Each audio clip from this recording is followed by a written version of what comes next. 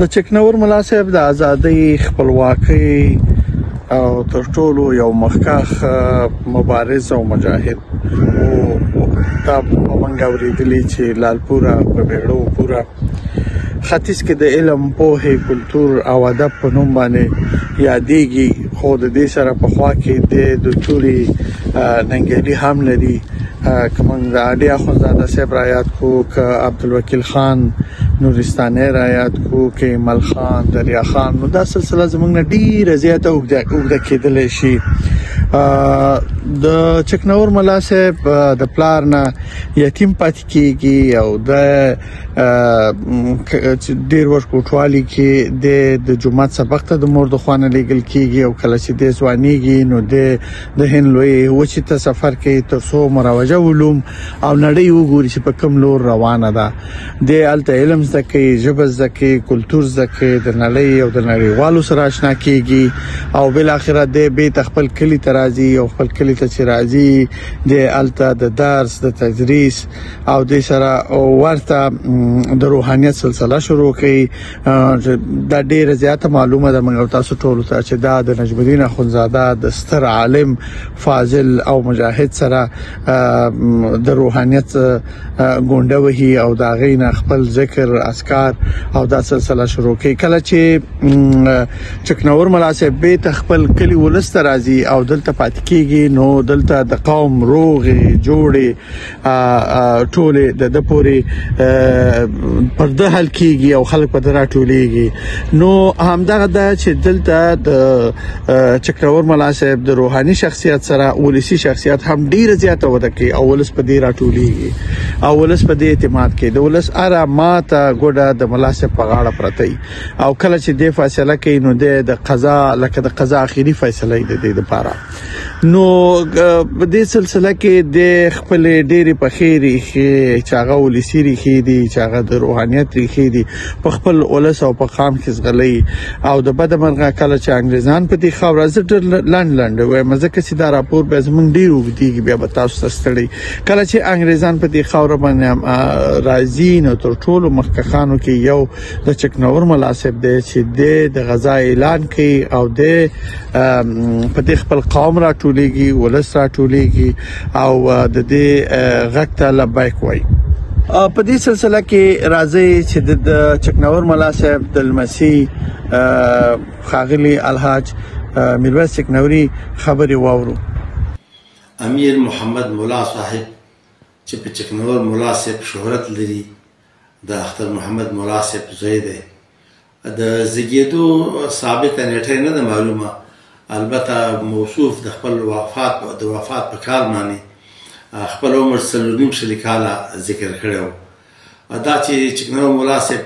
په 1400 او 10 هجری البریس کال کې وفات شوی دی نو په دې حساب د چکنور مولا صاحب د زیږیدو نیټه 1200 هجری البریس کال کې دی مولا صاحب معصوم چې والد صاحب وفات شو د والد صاحب دوه فرزندان وو چې زامن چې یو خپل چکنور مولا صاحب یو نظر محمد مولا صاحب په نوم باندې د مولا صاحب د والد صاحب د وفات نه وروسته د هغوی دینداري او خیر مور د خپلو بچو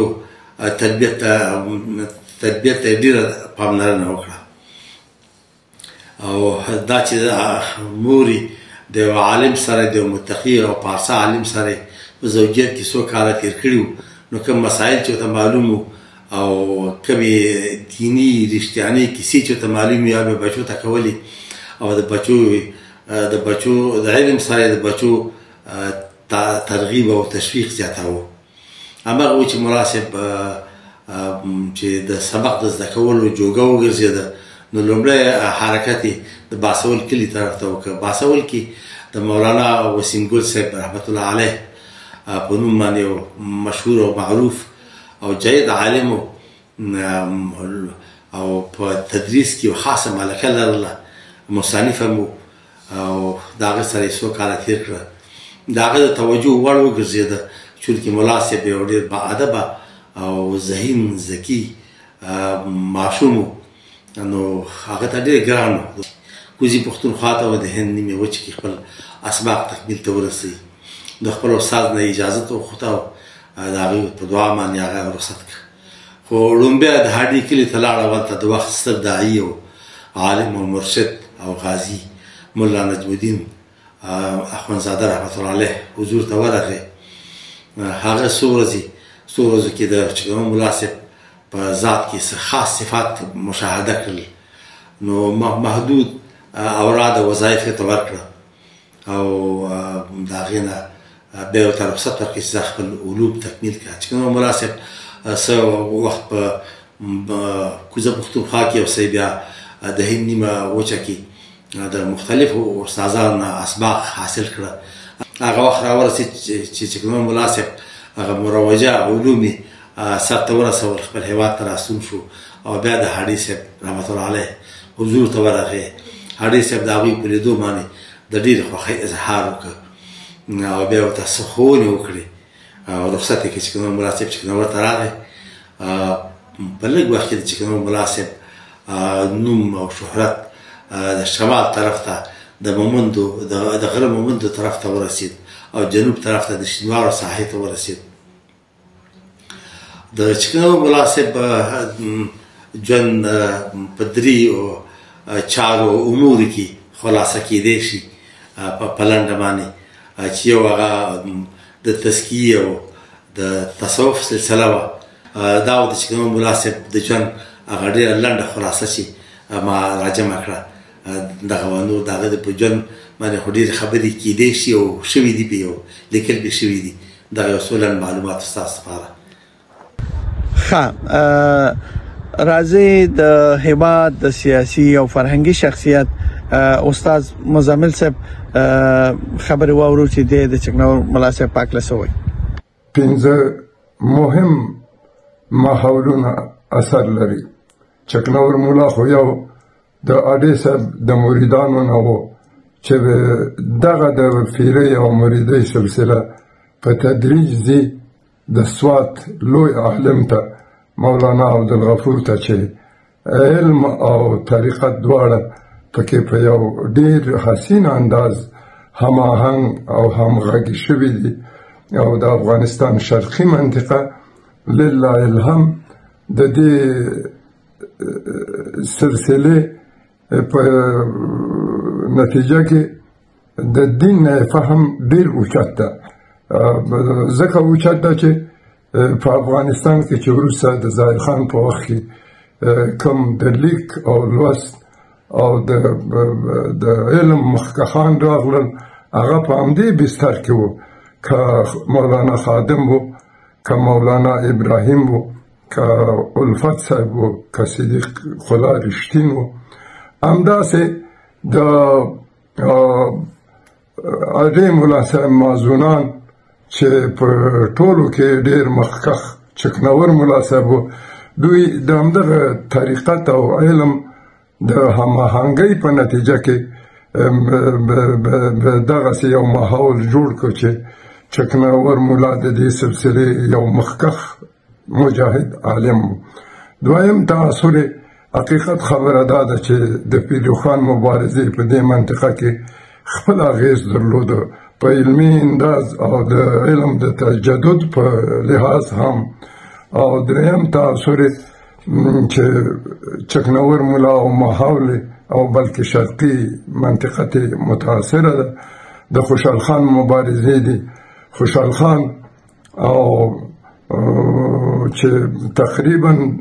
د یو ملي سوچ بنیاد ایښی او د دې ملي سوچ له بنیاد نه میرویس نیکه او احمد شاه هم د خپل امپراتورۍ په جوړولو کې هغه د بستر کار واخیسته. دا ماحول او دا قبایل چې دي دا د خوشحال خان د ملي سوچ بستر ده. دا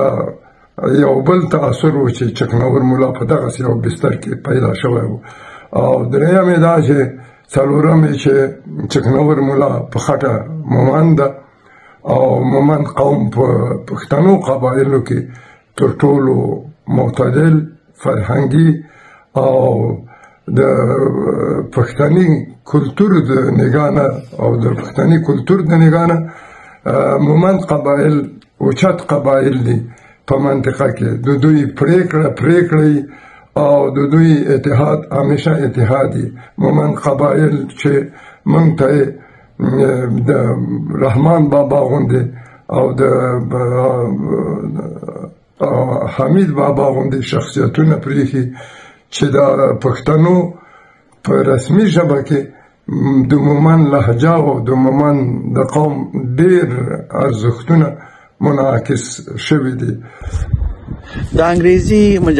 مجاهدې د یو بل ستر غازي مولانا منصور انصاري بلمسی د صدیق منصور انصاري خبر اورو چې د چکنور ملا صاحب پاک له داسې فکر لري. ارواخاد مولوي امیر محمد مشهور په چکنور ملا صاحب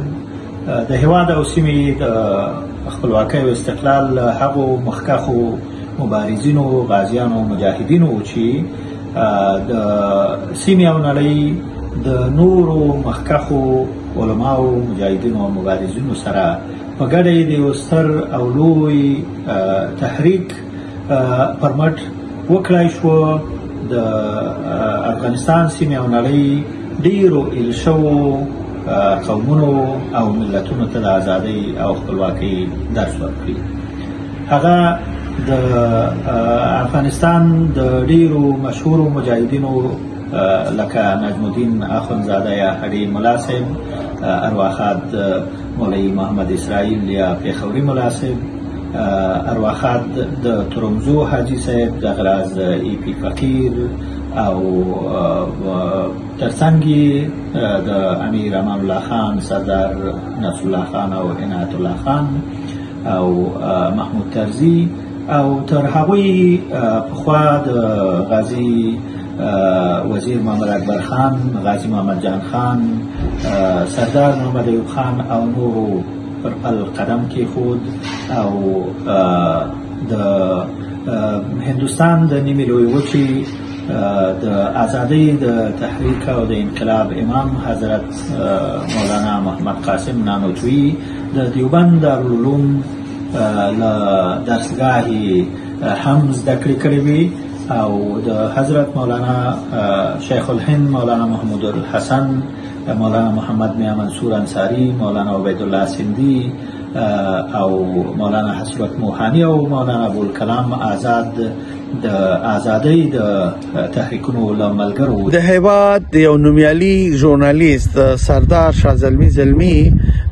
خبرو ته غوږ دو چې د ملا صاحب پاک له داسې وایي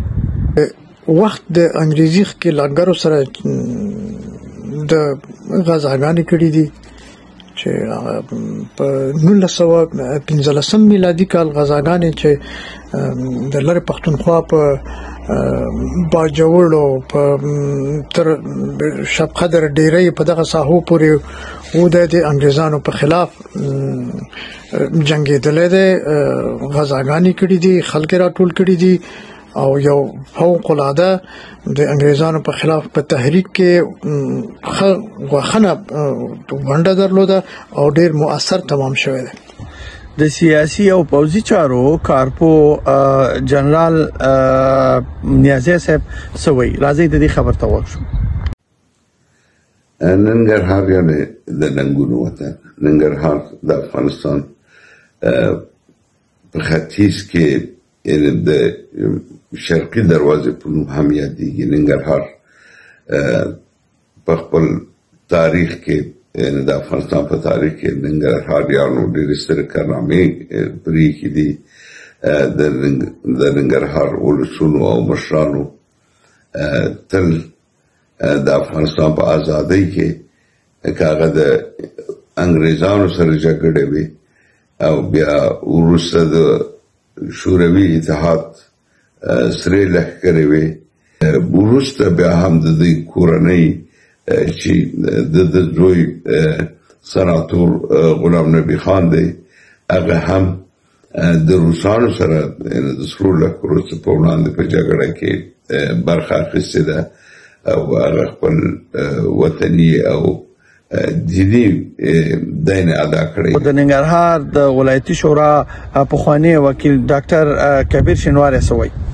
چکنور ملا صاحب یو روحاني او علمی شخصیت و چې د وخت او زمانه سره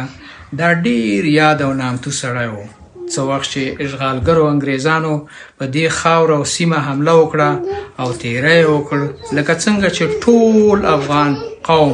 د دې په مقابل کې راپاڅېدل، د انګریزانو په مقابل کې دریځ ونیول. د هغو ننګیالیو او مجاهدو د جملې څخه یو هم د چکنور ملا صاحب دی. ډېرې ښېګڼې درلودې، الله جل جلاله دې دی وبخي. او د جناب اټک صاحب څخه نړۍ مننه کوم چې د داسې علمي شخصیتونو په هکله پروګرامونه جوړوي او یادونه یې کوي. ګرانو لیدونکو، دا سلسله ډیره اوږده دیم شي د هیواد د ډیرو مخاورو سره من کولای شو چې په دې اړه د غي د نظر واخلو او د غي د لیکل او غږیز پیغامونه واخلو. خو متاسفانه چې به د وخت د کمی سره او د فلم د اوږدېدو سره کله کله خلک ستړي کیږي. نو زما هیله دا چې د هیواد ځوان کول په دغه سي شخصیتونو باندې بار بار لیکلو کې او ویډیوګانې جوړې کړي، کلیپونه جوړ کړي، ترڅو ځوان نسل په دې پوه شي چې زمونږ سلفو کومه کارنامې کړي. تر بیا خدای مو مل شي.